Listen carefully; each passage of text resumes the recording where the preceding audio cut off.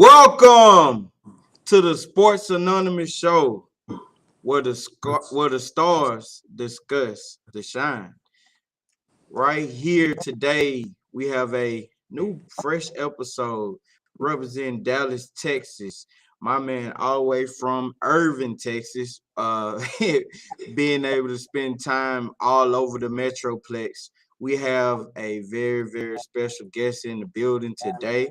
I don't want to talk much longer. I want to introduce you to my guest, Mr. Peyton Hillis of the Dallas Mavs. Welcome to the Sports Anonymous Show, my guy. Yeah. Thanks for having me, man. I'm excited to be here with you. Absolutely, man. So first and foremost, let's talk a little sports, man. Let's talk a little sports. Um, how familiar are you with keeping up with the football games right Unfortunately, I keep up with them too much. Being a local guy, I'm a Cowboys fan. It's always funny anytime I introduce myself or talking to somebody and they're like, "Are you a Cowboys fan?" I always kind of put unfortunately in front of it. now? But yeah, I mean, fantasy football. I'm pretty deep into football. So Nothing wrong with that, my man. Um, it's funny because I often have those conversations with people because I'm a Jets fan. okay, So that's tough. yeah, unfortunately we have some unfortunate seasons and I am a faithful Jets fan, so I understand being faithful to the Cowboys. Yeah, exactly. Yeah, I mean, at least we've got a winning record right now, so we'll see how long that holds. Absolutely, man. So being from the Metroplex, spending time before you went off to college, I know you're a big soccer guy, right? Yeah, Huge yeah, soccer guy. You did go off to college and play a little soccer there. Um, yeah. talk about talk about your experience being a multi-talented sports person, but honing into something you really love like soccer. Yeah. It's funny. Kind of. I don't know. I can't really remember why I picked soccer, but growing up as a kid, your parents kind of throw you into everything. So, like growing up, I played basketball a little bit at the YMCA. Did soccer. Never was into baseball or anything else. But I kind of just stuck with soccer. And then, like growing up. I don't know why I stuck with soccer. I just found Yeah. like sports easier to like with my feet. I don't know why, but yeah, I grew up playing soccer here in the area. Did clubs, so like some competitive stuff, as well as doing high school stuff. I grew up, like you mentioned, here in Irving, so went to Nimitz High School. For those of you that are familiar with the Irving schools. But yeah, soccer always kept me really busy, whether that was high school or club. And, kind of just touching on trying different sports in high school, I also tried tennis. But Huh. I only played for a couple years. I did that in the off season because I didn't really want to run track or do anything else. But I think I did tennis for like 2 or 3 years. But it was funny, like people don't know how stressful like a team sport is compared to an individual sport. It sounds worse than it is, but if something bad happens on the tennis court, you can't look at somebody else and like say, "Man, like what's going on?" Like Yeah, there's nobody else to yeah. blame. It's just yourself. So I did that for a little bit, but it was just kind of that team atmosphere, being able to be out there in a field with other guys, enjoy that moment of, let's say, winning something big, or I just kind of stuck with soccer. But always wanted to be active and try new things. But soccer was just kind of always my passion. So Nice, man. Who would you say is like your top five of soccer of all time? I always have to ask top the all time top this. all time, man. It's funny because everybody like don't know how familiar you are with soccer, but everybody's debate right now is Cristiano Ronaldo or Messi. Of course, So Messi, right? those. Yeah. Yeah, I'm a big Messi supporter. But they would both be. It's kind of funny growing up. I think I had more Cristiano Ronaldo stuff than Messi, but those two are definitely my top five. Got to do a little U.S. shout out, Clint Dempsey, and then other than that, you've got Ronaldinho. Is a big growing up. YouTube was huge, probably for our age. like as we were growing up. Yeah, Being on YouTube and like no matter what sport it is, like you're hopping in, it's like, let's say for basketball, you're like Allen Iverson highlights or something. So for it was sure. always like Ronaldinho, like coolest touches or just some of his highlights. So there's four, and then a fifth. Man, I haven't really been asked this too much, but The pressure's on let's for this fifth person. I know. There's so many There's so many good athletes out there. I've already got USA guy, two big guys, and then one I'd have to say that he's not all time. I'm not gonna say all time, but I'm a Chelsea fan, so the team in London, I'm gonna say Aiden Hazard. He's kind of somebody that I looked up to and watched. Definitely, I wouldn't put him up there as greatest of all time, but I got to throw him in there just because I have a little arguments how good he was. He still plays a little bit, but I'll throw him in there. So Absolutely. Absolutely. I like that. I'm glad you was able to answer that really quickly. Most guests skirmish when you ask a question like that, but hey, man, that's awesome, man. That's a great list. Um, I gotta go with my guy Messi, man. Messi is one of my of favorite course, players, man. yeah, Love his yeah. stature in the game. He's like the Tom Brady of soccer. Exactly. And he's not like a big dude, so when you watch him play, it's just crazy and like people take that for granted, like how good this guy is with how small he is. But just like you always kind of argue a little bit with top of all time because you say Yeah, like let's say football IQ or like basketball IQ, like that guy's just got it, and Messi's the one that's yeah, got that soccer IQ. He's got for it. So sure, for sure. So, uh, something you mentioned is really cool. I'm making it a part of the next question. You mentioned how tennis is individual sport. yeah, It's not like a team sport, or ideally you are on your own and the accountability yeah, is self accountability, right? yeah. Um, Being able to contribute in both of those sports for you Hmm. and learning that a team factor is important for you. How is that being molded for you in the organization that you work for now, the Dallas Mavs? Yeah. I will say, like, first off, like for me, like I said that like team or tennis is like more individual, but you are necessarily like you are playing for a team, like your overall team, but like your individual victory. Let's Mm-hmm. say because there's doubles where you could have a teammate, and there's singles where you play by yourself, and overall you're trying to win for the team. But that's just I would say like high school level. I'm not too familiar with kind of how some of the tennis club and how all of that works, but like when I think of like professional tennis players like Nadal or Federer or the cool stuff for them team wise is let's say they're playing like the Olympics or something for their country. But Mm-hmm. other than that, if they're playing in tournaments, it's probably just like I mean, this is just for me. Like you are literally taking all the blame. Yeah. It's but but yeah, kind of translating that into the Mavs organization.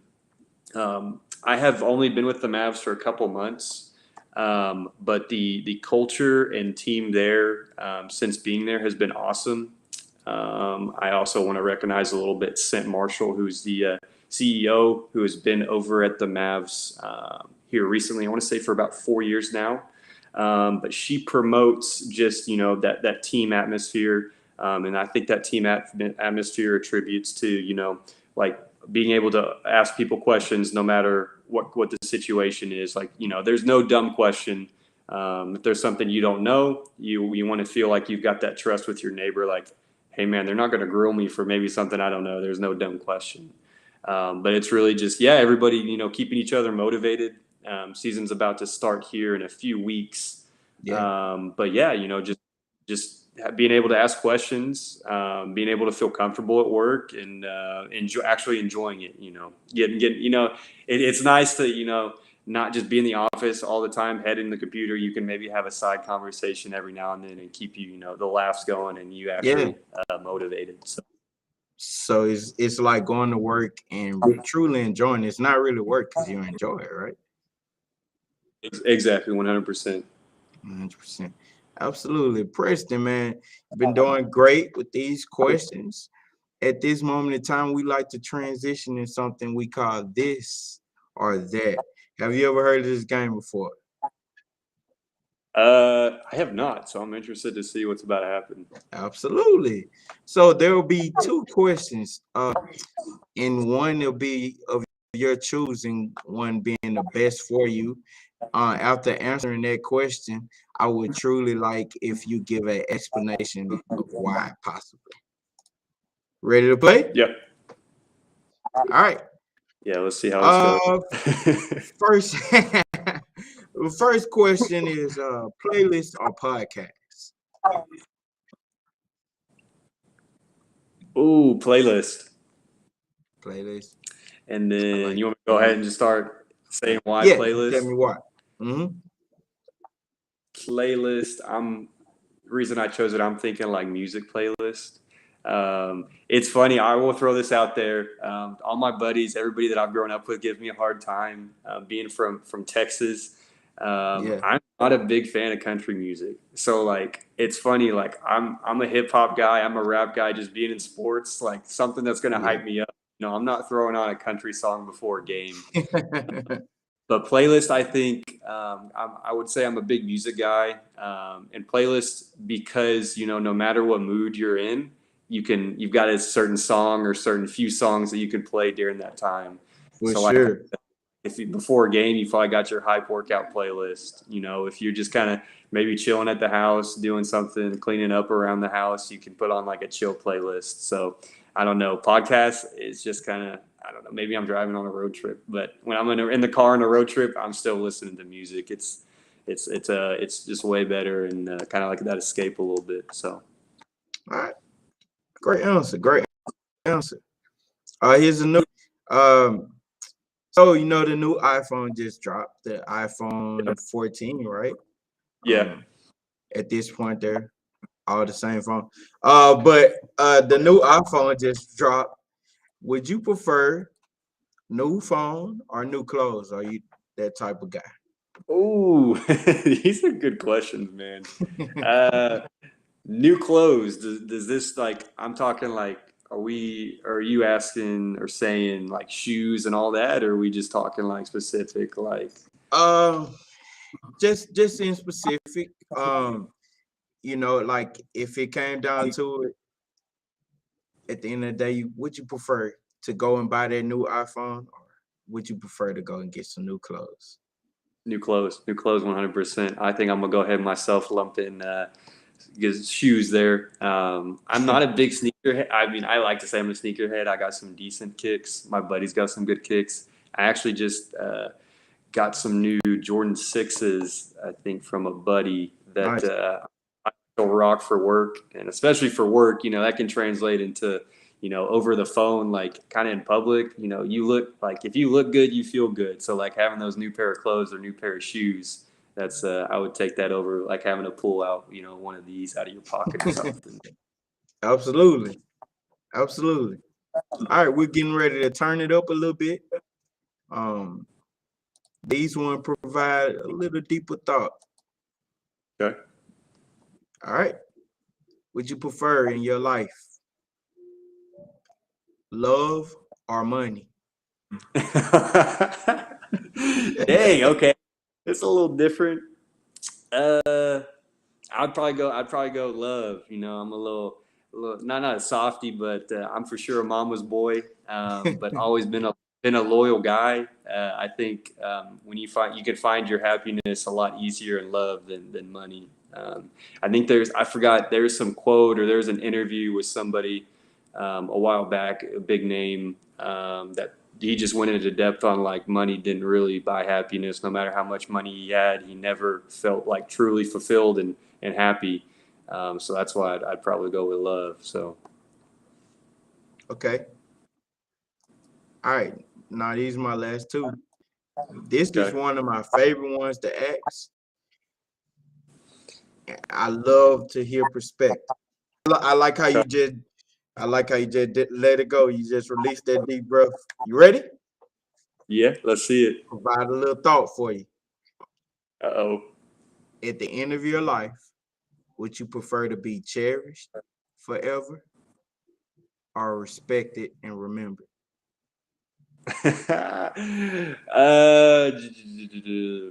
Probably cherished, because I feel like when you hear the word cherished, you think that somebody did something good, and that kind of good is translated into like maybe a big event or something like doing something nice for somebody.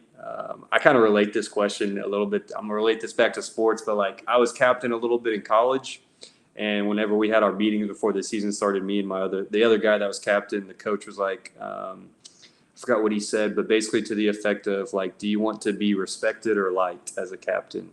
Um, so I think I'm gonna go with cherish because that just means like you left like a lasting impact on somebody that maybe changed that person's life. So Man, that's a great one. That's a great perspective. I like how you answered it. Very confident. I like it. I like it a lot. yeah, yeah.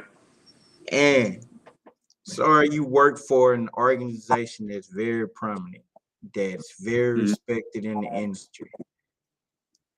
And being that you have been in a part of the DFW for all of your life, Yeah. I have to ask you your top 5 picks of the Dallas Mavericks. Like draft picks or just like favorite players, I would assume. Let's say players. Let's take away picks. Let's say players. Okay, because I was gonna say that was gonna be tough. I mean, I know a few, but obviously number one's got to be Dirk. Like Dirk. that was my growing up, my idol. Like just the nicest, most loyal guy. Like you think of him and Kobe spending long seasons Yeah. with their team. Yeah. Like this dude, he's got Nowinski Way. He's got I think a day named after him now in Dallas. So he's obviously number one. Number two. I'll throw Luca out there just Luka. because how good he is and just kind of the following and being in the organization right now. There's a lot of excitement around Luca, and he's just an overall seems like a good cat. Like he's young, but he's already looked at as a leader, Yeah. and he just gets kind of the Metroplex being a homegrown boy. Like he gets you excited about the season. Um, and then another one's got to be, I would think, Jason Kidd. I mean, he's coach now, but like you think, whenever he came back to the Mavericks, he won Rookie of the Year with the Mavs, and then left for a little bit, but came back. Like he kind of brought in um, that leadership. He was Yeah. experienced.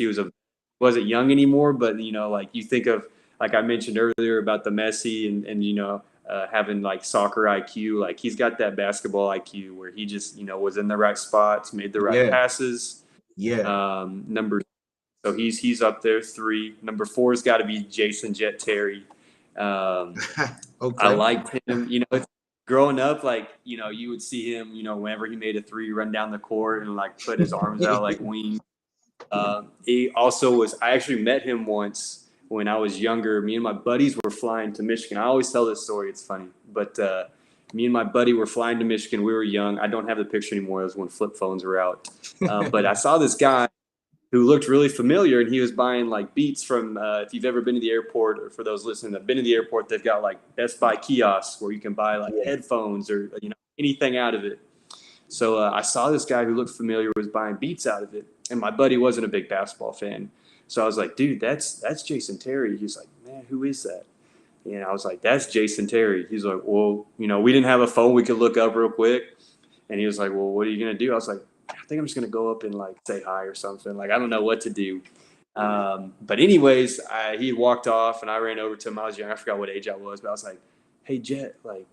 Hey Jason, and he like looked, and I was like, okay. And I was like, man, like don't want to make a big scene. Like, can I get a picture with you real quick? And he was like, yeah, no problem. Took a picture with him. And also, funny story I tag on is I was scared of flying at that time, and time went on. Took the picture, went and sat down.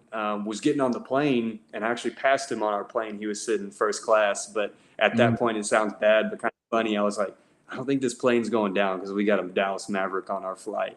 So like ever since then, I haven't been afraid of flying. And I don't know, it just kind of gave you that sense of like relief and like, man, everything's gonna be good. This flight's gonna be awesome. That's super So cool, there's man. 4. That's super cool. Yeah. So there's 4, and my 5th, I'm probably gonna have to say Steve Nash. The Steve Nash and Dirk era was really cool.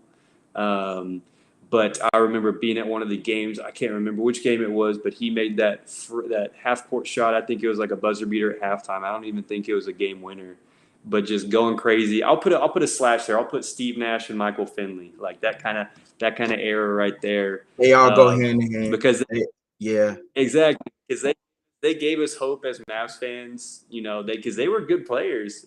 We just couldn't necessarily make a long playoff run or win anything with them. Yeah. But just kind of, like I say, like Luka, they gave fans the excitement to come out to games, and they were seeing some big names playing. And I love still how Finley's a part of the organization. Yeah. Steve Nash is still good friends with Dirk. He was there Dirk had his tennis charity event this past weekend, and Steve Nash was there. So it kind of shows, he still keeps the Mavs in his heart. So like I said, I'm a loyal guy. I appreciate the players who are loyal to the Mavs. So absolutely, man. You did it, man. You succeeded. You answered all the questions. Did a great job, man. Did a great job. You should give thanks. yourself I appreciate it. Man. You worked hard. Yeah. All right, so my guy, I want to know, first of all, are you having a good time?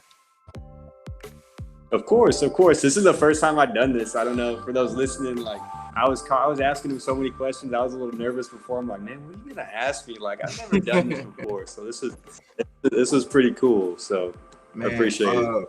Man, again, I just want to reiterate to you, I'm grateful, man. You picked up the phone, you called me, you reached out, you said, dude, I'm your personal contact for the Dallas Mavericks. Whatever you need, let me know. And you stood by that. You've been calling weekly, man. We've been talking often, dog. I feel like I have a new friend, man. We've been talking often, dude. So yeah, heck yeah. I really appreciate you for that. And I really appreciate you for doing the job that you do. Of course. So at this point in time, this is where I like to ask my last question before I give you the floor, okay? Yeah. So I call this portion tunnel vision simply because we're headed towards the end and there's a light at the end, right? Yeah. So before you were Preston Hillis of the Dallas Mavs, you was Preston Hillis, right? Yeah. There is another potential Preston Hillis in the world right now. Yeah. They may watch this show. They may watch this episode tomorrow. They may watch it a month from now, 6 years from now. We don't know. But I want you, Preston, to look in the camera and give them your best advice about becoming the person that they need to be. Yeah. Man, it's a good question. It's kind of funny. Like I always attribute this now, looking back, was interesting. But something that myself growing up, I was always someone to kind of double check myself. Might not have the best confidence. Like, hey, can I really do that? I think about like going to club practices when I was smaller, and trying out for a team. Let's say,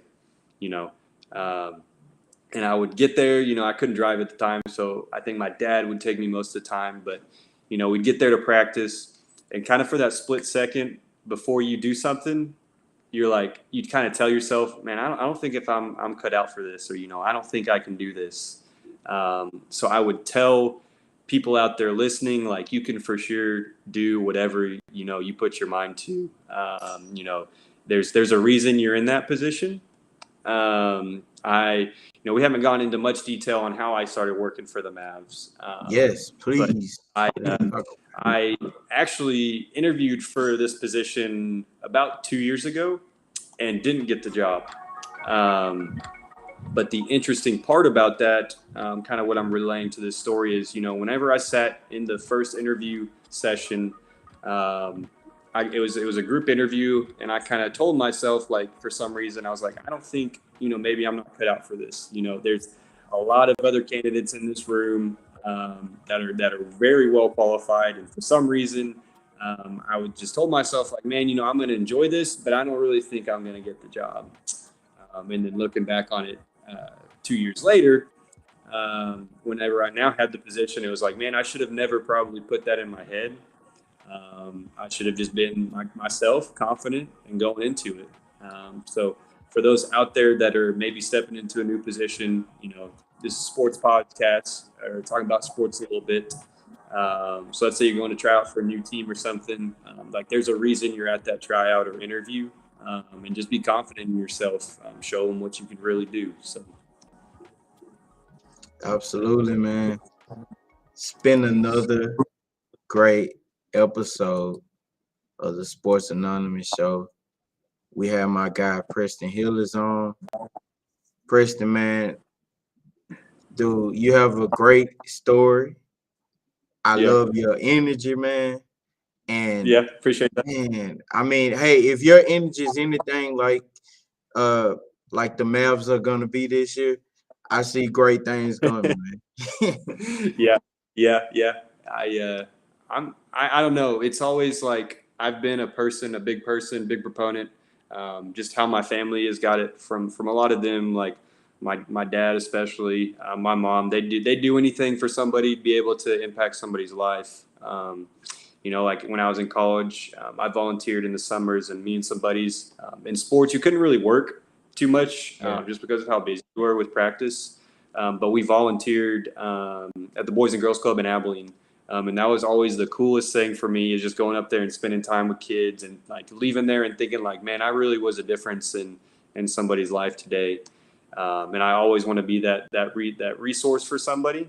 No matter what position or whatever question. Like I said with the Mavs, there's no dumb question. Whatever you got, hit me with it.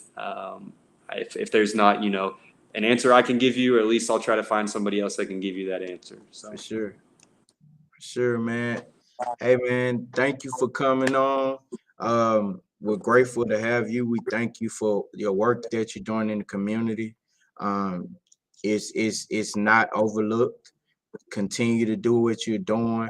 We're grateful. We support you. If you ever need to come back and just fill us in about any information, we're here for you. You know my personal number, Preston. So if you need anything, my guy, I'm right here for you. Yeah, appreciate that. Thank you, man. It's been another great episode of the Sports Anonymous show. We are signing off. Peace.